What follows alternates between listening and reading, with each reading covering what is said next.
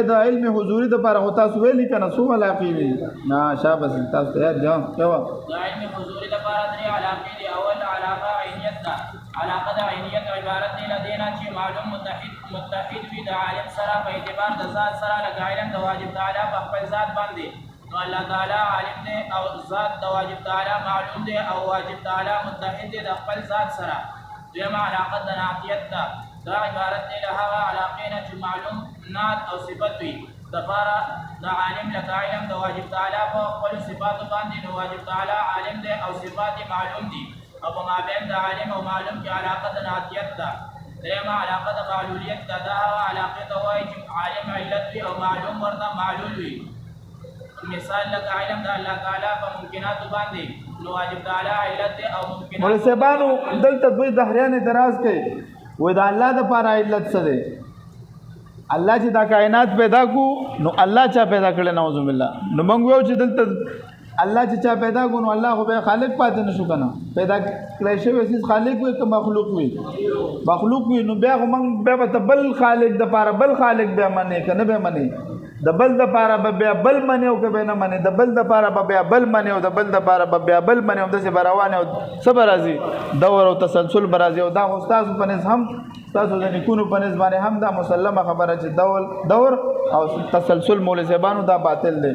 نو الله واجب تعالی خو علت دی خو د الله دپاره څوک علت نشي جوړېدلی مولوي صاحبانو په دې خبره باندې چې الله دې څوک پیدا کړي. نعوذ بالله. بیا په دې کې وروسته اعتراضات موږ حل کړي دي مولوي صاحبانو.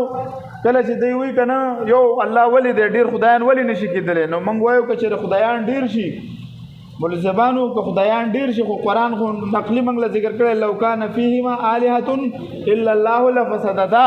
دا خو نقلي دلیل دی. موږ سره عقلي هم په ده باندې دا خبرې دي. که چېرې خدایان ډېر شي نو دا به په درجه کې برابر وي که په درجه کې به برابر نه وي؟ که په درجه کې برابر شو خو د الله دپاره څوک درجه کې برابر کېدلی نه شي. مولوي صاحبانو لیسا کمثله شیء څوک برابر کېدی شي؟ نو دا خو نقص راغی که نه چې د سره څوک برابر شو.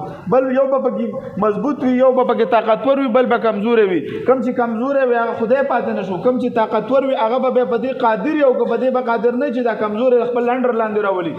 نو بیا خو خدای د سره د خدای تصور نشي موجود کېدلی مولوي صاحبانو. د منطق په اصطلاحاتو هم به څه شی کېږي د یو رب تصور هم به ته نشي در کولی. لکه موږ دا میز دی مولوي صاحبانو دلته اوس دا مکمل میز دی دا به ته منې نو د باندې به ته کېناستلی شي. یا یو چوکۍ ده یا یو کټ دی 4 خپې دي دا به ته منې.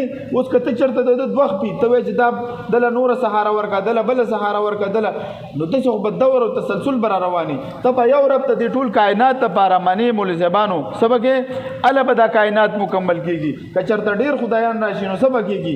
بیا به جګړه راځي پکې مولوي صاحبانو. جنګ به وي جګړې به وي. څوک به وایي زه باران کوم څوک به وایي زه ورځ راولم څوک به وایي زه شپه. د کائنات دا نظام په دې خبره باندې ګویي کوي چې الله یو دی خالق دی. الله قل هو الله احد الله صمد لم یلد ولم یولد. دا زمونږ نظریه ده. دا اسلام ټول عالم ته مولوي صاحبانو دا نظریه پیش کړې ده. څه ورته وایي؟ یا اهل الكتاب تعالوا الى کلمة سواء بیننا وبینکم الا نعبد الا الله. ټول دنیا ته موږ دا دعوت ورکړی دی.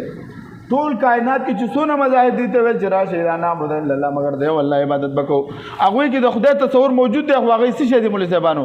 هغوی په هلته تثلیث قایل دي. څنګه چې هندوان تاسو ته خو پته ده که نه د برهما د وشنو د شیو دغه شان د یهودیان وقالت اليهود عزیر ابن الله هغوی څه ویلې عزیر علیه السلام د خدای زوی دی. دلته دهریان سوال کوي عثمان خپله بیا خپل خوازي درس رانه پاتې کېږي چې زه د یهودیان دلته دهریان سوال کوي هغوی په کتابونو کې خو نه دي لیکلي چې عزیر علیه السلام د خدای زوی دی. کوم کتاب کې لیکلی؟ نو موږ ورته تاسو د هغوی نه خبر نه سئ د هغوی د کتابونو. په بایبل کې خو د موسی علیه السلام ته خدای زوی ویلی دي. ټول بني اسرائیل ته د خدای زوی ویلی دي. یعقوب علیه السلام ته د خدای زوی ویلی دي. سلیمان علیه السلام ته د خدای زوی ویلی دي. هغوی خو ټولو ته هغوی خو نار یو نیک انسان ته د هندوان ورونه دي چې غټه ونه مې وي دا باګوان دی میتاب بچن ته هم باګوان وي ټنډولکر ته هم باګوان وي. نو هغه هم دغه حساب دی. نو واحد دغه اسلام دی چې دا حق دین دی او دی کې د یو الله عبادت کېږي مولوي صاحبانو.